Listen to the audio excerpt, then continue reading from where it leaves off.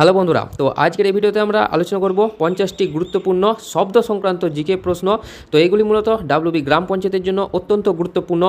আর এছাড়াও এসএসসি থেকে শুরু করে এই রেলওয়ে প্রভৃতি পরীক্ষার জন্য এই 50টি প্রশ্ন খুবই গুরুত্বপূর্ণ।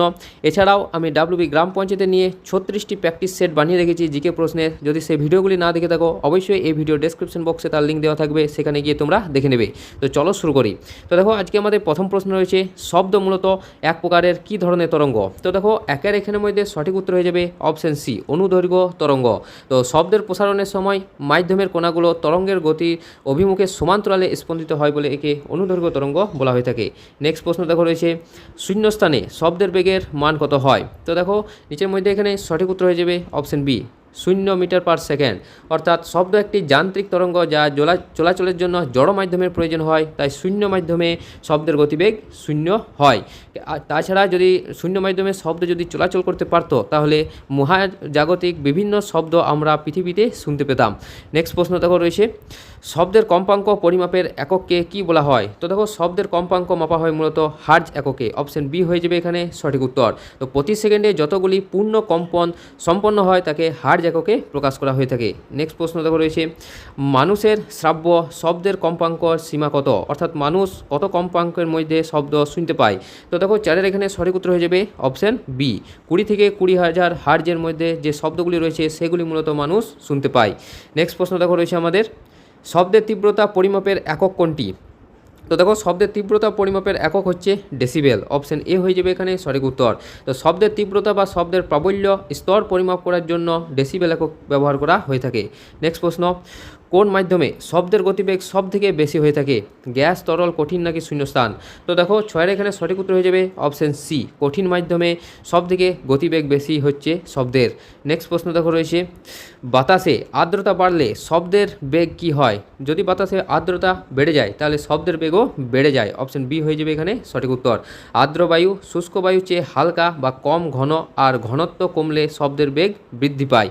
নেক্সট প্রশ্ন দেখো রয়েছে, বাতাসের চাপে শব্দের বেগের কী প্রভাব পড়ে? তো বাতাসের চাপ শব্দের উপর কোনো প্রভাব ফেলে না। অর্থাৎ অপশান সি হয়ে যাবে এখানে সঠিক উত্তর। তো তাপমাত্রা স্থির থাকলে, বায়ুর চাপ বাড়লে বা কমলে শব্দের বেগের কোনো পরিবর্তন হয় না।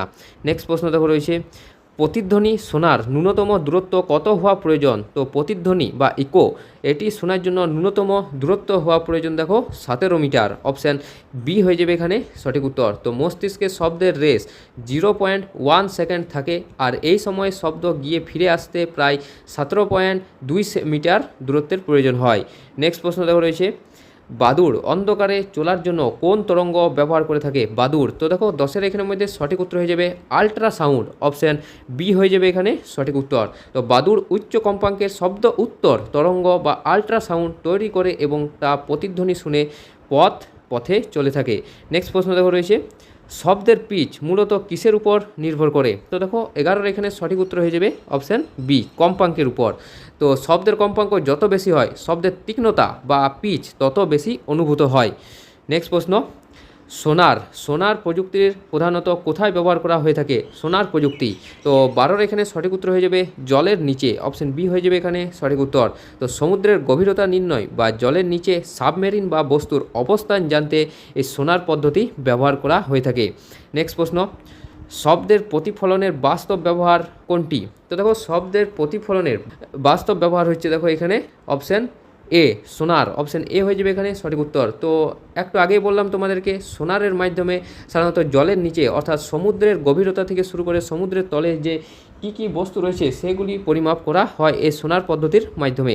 নেক্সট প্রশ্ন দেখো রয়েছে আমাদের, ইনফ্রাসনিক তরঙ্গের কম্পাঙ্ক কতের কম হয়? তো দেখো, এখানে কতের হবে না এটা। তো ইনফ্রাসনিক তরঙ্গের কম্পাঙ্ক মূলত দেখো 20 হার্জের কম হয়। তো অপশান এ হয়ে যাবে এখানে সঠিক উত্তর। তো 20 হার্জের কম কম্পাঙ্ক বিশিষ্ট শব্দকে ইনফ্রাসনিক বা শব্দতর তরঙ্গ বলা হয়ে থাকে। অর্থাৎ কম তরঙ্গ বিশিষ্ট শব্দ বলা হয়ে থাকে, যেগুলি আমরা শুনতে পাই না। নেক্সট প্রশ্ন দেখো রয়েছে আমাদের, তাপমাত্রা বাড়লে শব্দের বেগের কি পরিবর্তন হয়? তো দেখো, 15-এর এখানে সঠিক উত্তর হয়ে যাবে তাপমাত্রা যদি বাড়ে তাহলে শব্দের বেগও বেড়ে যায়। অপশন বি হয়ে যাবে এখানে সঠিক উত্তর। তো তাপমাত্রা বাড়লে মাধ্যমের কণাগুলো দ্রুত গতিতে চলাচল করে, ফলে শব্দের বেগও বেড়ে যায়। নেক্সট প্রশ্ন দেখো রয়েছে, মানুষের কানে শব্দানুভূতির স্থায়িত্বকাল কত সেকেন্ড হয়? তো একটু আগেই বললাম তোমাদেরকে, দেখো এখানে সঠিক উত্তর হয়ে যাবে 0.1 সেকেন্ড। অপশান এ হয়ে যাবে এখানে সঠিক উত্তর। তার জন্য 17 মিটার দূরে কোনো বস্তুতে শব্দ প্রতিফলিত হয়ে পুনরায় কানে এলে আমরা সেটি ইকোর সৃষ্টি হয়ে থাকে আমাদের কাছে। নেক্সট প্রশ্ন দেখো রয়েছে, সুপারসনিক গতি বলতে কোন গতিকে বোঝায়? সুপারসনিক, তো 17 দেখো এখানে সঠিক উত্তর হয়ে যাবে শব্দের চেয়েও বেশি। অপশান বি হয়ে যাবে এখানে সঠিক উত্তর। তো কোনো বস্তু যদি শব্দের থেকে বেশি গতিতে ছুটে তাহলে তাকে সুপারসনিক গতি বলা হয়ে থাকে। নেক্সট প্রশ্ন দেখো রয়েছে, ম্যাক নাম্বার মূলত কিসের সাথে সম্পর্কিত? ম্যাক নাম্বার, তো দেখো 18 এখানের মধ্যে সঠিক উত্তর হয়ে যাবে শব্দের বেগ। অপশান বি হয়ে যাবে এখানে সঠিক উত্তর। কোনো বস্তুর বেগ এবং শব্দের বেগের অনুপাতকে মূলত ম্যাক নাম্বার বলা হয়ে থাকে। নেক্সট প্রশ্ন দেখো রয়েছে আমাদের, শব্দ দূষণ পরিমাপে কোন যন্ত্র ব্যবহার করা হয়ে থাকে? তো দেখো 19 এখানের মধ্যে সঠিক উত্তর হয়ে যাবে sound level meter. Option B হয়ে যাবে এখানে সঠিক উত্তর। তো এই যন্ত্রের সাহায্যে শব্দের তীব্রতা বা ডেসিবেল এককে মেপে দূষণের মাত্রা নির্ধারণ করা হয়ে থাকে। নেক্সট প্রশ্ন দেখো রয়েছে, ডপলার প্রভাব মূলত কোন বিষয়ের সাথে সম্পর্কিত? ডপলার প্রভাব, তো দেখো 20 এখানে সঠিক উত্তর হয়ে যাবে অপশান এ শব্দ সংক্রান্ত। তো উৎস বা শ্রোতার আপেক্ষিক গতির কারণে শব্দের কম্পাঙ্ক যে পরিবর্তন অনুভূত হয় তাকে ডপলার প্রভাব বলা হয়ে থাকে। নেক্সট প্রশ্ন, শব্দের প্রাবল্য মূলত কিসের উপর নির্ভর করে? শব্দের প্রাবল্য, তো 21 দেখো এখানে সঠিক উত্তর হয়ে যাবে অপশান বি বিস্তারের উপর। তো শব্দের প্রাবল্য বিস্তারের বর্গের সমানুপাতিক, অর্থাৎ বিস্তার বাড়লে প্রাবল্য বৃদ্ধি পায়। নেক্সট প্রশ্ন রয়েছে, শব্দোত্তর তরঙ্গ ব্যবহার কোথায় বেশি হয়? শব্দ উত্তর তরঙ্গ অর্থাৎ 20,000 হার্জেরও বেশি। তো দেখো 22 এখানে সঠিক উত্তর হয়ে যাবে চিকিৎসা বিজ্ঞানে। অপশান এ হয়ে যাবে এখানে সঠিক উত্তর। তো সোনোগ্রাফি এবং বিভিন্ন রোগ নির্ণয়ে এই শব্দ উত্তর বা আল্ট্রাসনিক তরঙ্গ বহুল পরিমাণে ব্যবহৃত হয়। নেক্সট প্রশ্ন দেখো রয়েছে, অনুনাদ ঘটার প্রধান শর্ত কোনটি? তো দেখো 23 এখানের মধ্যে সঠিক উত্তর হয়ে যাবে সমান কম্পাঙ্ক। অপশান এ হয়ে যাবে এখানে সঠিক উত্তর। তো কোনো বস্তুর স্বাভাবিক কম্পাঙ্ক এবং প্রযুক্ত পর্যাবৃত্ত বলের কম্পাঙ্ক সমান হলে অনুনাদ সৃষ্টি হয়। নেক্সট প্রশ্ন দেখো রয়েছে, কোন মাধ্যমে শব্দের বেগ সর্বনিম্ন হয়? কোন মাধ্যমে শব্দের বেগ সর্বনিম্ন হয়? তো এখানে সঠিক উত্তর হয়ে যাবে গ্যাসীয় মাধ্যমে। অপশান সি হয়ে যাবে এখানে সঠিক উত্তর। তো কঠিন মাধ্যমে শব্দের বেগ সবথেকে বেশি হয় এবং গ্যাসীয় মাধ্যমে শব্দের বেগ সবথেকে কম হয়। নেক্সট প্রশ্ন দেখো রয়েছে, শব্দের বেগ নির্ধারণের সঠিক সূত্র কোনটি? তো দেখো এখানের মধ্যে সঠিক উত্তর হয়ে যাবে অপশান এ। অপশান এ হয়ে যাবে এখানে সঠিক উত্তর। তো শব্দের বেগ হলো কম্পাঙ্ক এবং তরঙ্গ দৈর্ঘ্যের গুণফল। কম্পাঙ্ক এবং তরঙ্গ দৈর্ঘ্যের গুণফল। নেক্সট প্রশ্ন দেখো রয়েছে, বড় হল ঘরে শব্দ রেস থাকাকে কি বলা হয়ে থাকে? তো দেখো 26 এখানের মধ্যে সঠিক উত্তর হয়ে যাবে রিভারবারেশন। অপশান সি হয়ে যাবে এখানে সঠিক উত্তর। তো বারবার প্রতিফলনের ফলে মূল শব্দ থেমে যাওয়ার পরও কিছুক্ষণ শব্দ শোনার ঘটনাকে বলা হয় এই রিভারবারেশন। পরবর্তী প্রশ্ন দেখো রয়েছে, মানুষের কণ্ঠস্বর মূলত কোথা থেকে উৎপন্ন হয়? তো দেখো এখানে সঠিক উত্তর হয়ে যাবে স্বরতন্ত্রী থেকে। অপশান বি হয়ে যাবে এখানে সঠিক উত্তর। তো ফুসফুস থেকে আসা বাতাস স্বরতন্ত্রীকে কম্পনের সৃষ্টির মাধ্যমে এই শব্দ উৎপন্ন করে থাকে। নেক্সট প্রশ্ন দেখো রয়েছে, তিমির ডাক বহুদূর শোনা যায় কোন ধর্মের জন্য? তো দেখো 28 এখানে সঠিক উত্তর হয়ে যাবে কম শোষণ। অপশান সি হয়ে যাবে এখানে সঠিক উত্তর। তো জলের নিচে শব্দের শক্তি খুব কম শোষিত হয় বলে তিমির ডাক অনেক দূর পর্যন্ত শোনা যায়। নেক্সট প্রশ্ন দেখো রয়েছে, বিমানের শব্দের তীব্রতা সাধারণ কত ডেসিবেল? তো বিমানের শব্দের তীব্রতা হচ্ছে দেখো 120 ডেসিবেল। অপশান সি হয়ে যাবে এখানে সঠিক উত্তর। তো বড় উড়োজাহাজ বা জেট ইঞ্জিনের শব্দের তীব্রতা সাধারণত এই 120 থেকে 140 ডেসিবেলের মধ্যে হয়ে থাকে। নেক্সট প্রশ্ন রয়েছে, কয়লার খনিতে ধসের আগে কোন শব্দ উৎপন্ন হয়? তো দেখো কয়লার খনিতে ধসের আগে মূলত ইনফ্রাসাউন্ড শব্দের সৃষ্টি হয়। অপশান এ হয়ে যাবে এখানে সঠিক উত্তর। তো খনি ধসের আগে খুব কম্পাঙ্কের শব্দ বা ইনফ্রাসাউন্ড উৎপন্ন হয় যা মানুষ শুনতে পায় না, অর্থাৎ 20 হার্জের নিচে হয়। নেক্সট প্রশ্ন দেখো রয়েছে আমাদের, 0 ডিগ্রিতে বাতাসের শব্দের বেগ কত? তো দেখো 0 ডিগ্রিতে বাতাসের শব্দের বেগ হচ্ছে এখানে 331 meter per second. Option B হয়ে যাবে এখানে সঠিক উত্তর। তো আদর্শ অবস্থায় 0 ডিগ্রি সেলসিয়াস তাপমাত্রায় বাতাসের শব্দের বেগ এই 331 মিটার পার সেকেন্ড হয়ে থাকে। নেক্সট প্রশ্ন দেখো রয়েছে, শব্দোত্তর অর্থাৎ 20,000 হার্জের উপরে তরঙ্গের কম্পাঙ্ক কত বেশি হয়? তো এখন উত্তরটা বলে ফেললাম তোমাদেরকে। তো এখানে সঠিক উত্তর হয়ে যাবে অপশান সি 20,000 হার্জের উপরে হয় এই শব্দোত্তর তরঙ্গ এবং শব্দতর তরঙ্গ হয় এই 20 হার্জের নিচে। 20 হার্জের নিচে হয় শব্দতর তরঙ্গ। নেক্সট প্রশ্ন দেখো রয়েছে, শব্দোত্তর তরঙ্গ উৎপন্ন করতে পারে কোনটি? তো দেখো শব্দ উত্তর তরঙ্গ অর্থাৎ 20,000 হার্জের উপরে শব্দ উত্তর তরঙ্গ সৃষ্টি করতে পারে। এখানে সঠিক উত্তর হয়ে যাবে গ্যালটন হুইসেল, অপশান এ হয়ে যাবে এখানে সঠিক উত্তর। তো গ্যালটন হুইসেল দিয়ে এমন উচ্চ কম্পাঙ্কের শব্দ তৈরি করা হয় যা শুধু কুকুর বা বিশেষ প্রাণীরাই শুনতে পায়। নেক্সট প্রশ্ন রয়েছে 1 ডিগ্রি বাড়লে শব্দের বেগ কত বাড়ে? তো দেখো 1 ডিগ্রি যদি টেম্পারেচার বা তাপমাত্রা বাড়ে তো শব্দের বেগ 0.6 মিটার পার সেকেন্ড তার গতিবেগ বেড়ে যায়। তো বাতাসে প্রতি 1 ডিগ্রি সেন্টিগ্রেড তাপমাত্রা বৃদ্ধির জন্য শব্দের বেগ এই 0.6 মিটার পার সেকেন্ড গতিবেগ বেড়ে যায়।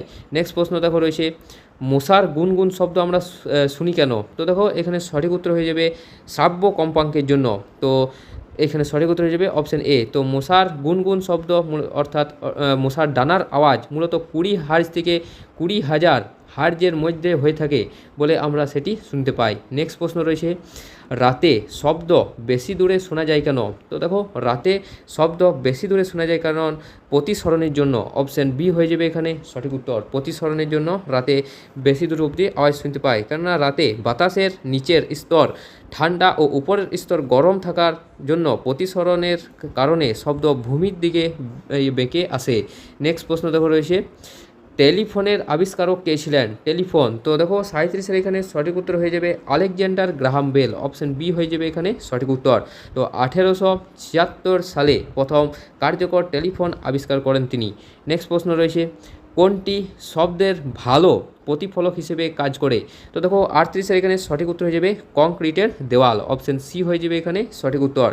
শক্ত ও মসৃণ তল যেমন কংক্রিটের দেওয়াল শব্দকে সবচেয়ে ভালো প্রতিফলিত করতে পারে। নেক্সট প্রশ্ন রয়েছে আমাদের গ্যালটন হুইসেল কি উৎপন্ন করতে ব্যবহৃত হয়? তো দেখো 39-এর এখানে সঠিক উত্তর হয়ে যাবে আল্ট্রাসাউন্ড। তোমাদেরকে একটু আগে বললাম আল্ট্রাসাউন্ড উৎপন্ন করতে ব্যবহৃত হয় গ্যালটন হুইসেল। আর গ্যালটন হুইসেল উচ্চ কম্পাঙ্কের এই আল্ট্রাসাউন্ড বা শব্দ উত্তর তরঙ্গ তৈরি করতে ব্যবহৃত হয়। নেক্সট প্রশ্ন শব্দের গুণ আমাদের কি বুঝতে সাহায্য করে? তো দেখো 40-এর এখানের মধ্যে সঠিক উত্তর হয়ে যাবে শব্দের গুণ আমাদের উৎসের পরিচয় বুঝতে সাহায্য করে থাকে। তো শব্দের গুণের কারণে আমরা বিভিন্ন উৎস থেকে আসা শব্দের মধ্যে পার্থক্য করতে পারি।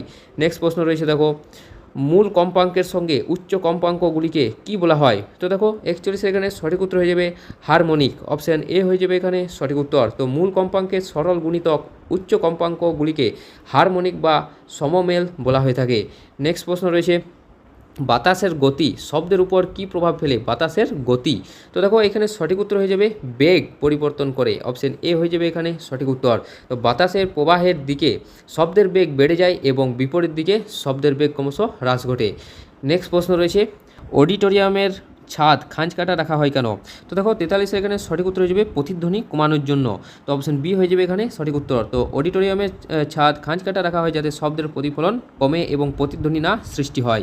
নেক্সট প্রশ্ন দেখো রয়েছে কম্পাঙ্ক দ্বিগুণ করলে তরঙ্গ দৈর্ঘ্যের কী পরিবর্তন হয়? তো দেখো 44-এর এখানে সঠিক উত্তর হয়ে যাবে অর্ধেক হয়ে যায়, অপশান বি হয়ে যাবে এখানে সঠিক উত্তর। তো শব্দের বেগ স্থির থাকলে তরঙ্গ দৈর্ঘ্য কম্পাঙ্কের ব্যাস সমানুপাতিক হয়। নেক্সট প্রশ্ন রয়েছে কিডনির পাথর ভাঙতে কোন তরঙ্গ ব্যবহৃত হয়? তো দেখো কিডনির পাথর ভাঙতে মূলত দেখো এখানে সঠিক উত্তর হয়ে যাবে আল্ট্রাসাউন্ড ব্যবহৃত হয়, অপশান বি হয়ে যাবে এখানে সঠিক উত্তর, অর্থাৎ 20,000 হার্জের উপরের সাউন্ড ব্যবহৃত হয়ে থাকে। নেক্সট প্রশ্ন রয়েছে শব্দের প্রতিসরণে কোন বৈশিষ্ট্য অপরিবর্তিত থাকে? তো দেখো 46-এর এখানে সঠিক উত্তর হয়ে যাবে অপশান এ কম্পাঙ্ক অপরিবর্তিত থাকে। এক মাধ্যম থেকে অন্য মাধ্যমে যাওয়ার সময় শব্দের বেগ ও তরঙ্গ দৈর্ঘ্য বদলালেও কম্পাঙ্ক একই থাকে। নেক্সট প্রশ্ন রয়েছে কানের কোন অংশ তড়িৎ সংকেত তৈরি করে? তো দেখো 47-এর এখানে সঠিক উত্তর হয়ে যাবে দেখো এখানে ককলিয়া, অপশান বি হয়ে যাবে এখানে সঠিক উত্তর। তো অন্তঃকর্ণের ককলিয়া শব্দের কম্পাঙ্ককে তড়িৎ সংকেতে রূপান্তরিত করে স্নায়ুর মাধ্যমে মস্তিষ্কে পাঠায়। নেক্সট প্রশ্ন রয়েছে গ্যাসের আণবিক ভর বাড়লে শব্দের বেগ কি হয়? তো দেখো শব্দের বেগ তখন কি হবে? অপশান বি কমে যাবে। তো শব্দের বেগ তখন কমে যাবে। তো নির্দিষ্ট তাপমাত্রায় গ্যাসের শব্দের বেগ তার আণবিক ভরের বর্গমূলের ব্যস্তানুপাতিক হয়ে থাকে।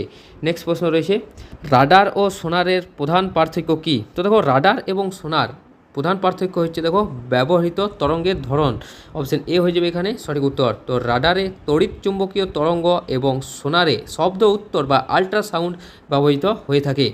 নেক্সট প্রশ্ন দেখো রয়েছে আমাদের তারের টান বাড়লে শব্দের পিচ কি হয়? তো দেখো, তারের টান যদি বৃদ্ধি হয় তাহলে শব্দের পিচ ক্রমশ বেড়ে যায়। অপশন বি হয়ে যাবে এখানে সঠিক উত্তর। তো তারের টান বৃদ্ধি পেলে কম্পাঙ্ক ক্রমশ বৃদ্ধি পায়, যার ফলে শব্দের পিচ বা তীক্ষ্ণতা আরও বৃদ্ধি পায়। তো বন্ধুরা, এই ছিল আমাদের 50টি গুরুত্বপূর্ণ জিকে এমসিকিউ প্রশ্ন শব্দ বিষয়ক। তো এই 50টি প্রশ্নের মধ্যে কতগুলি প্রশ্নের উত্তর দিতে পারলে অবশ্যই তোমরা কমেন্ট বক্সে কমেন্ট করে জানাও। ভিডিওটা ভালো লেগে থাকলে অবশ্যই লাইক করে দেবে, চ্যানেলে প্রথম হয়ে থাকলে অবশ্যই সাবস্ক্রাইব করে দেবে। তো দেখা হচ্ছে পরের একটা নতুন ভিডিওতে। ধন্যবাদ।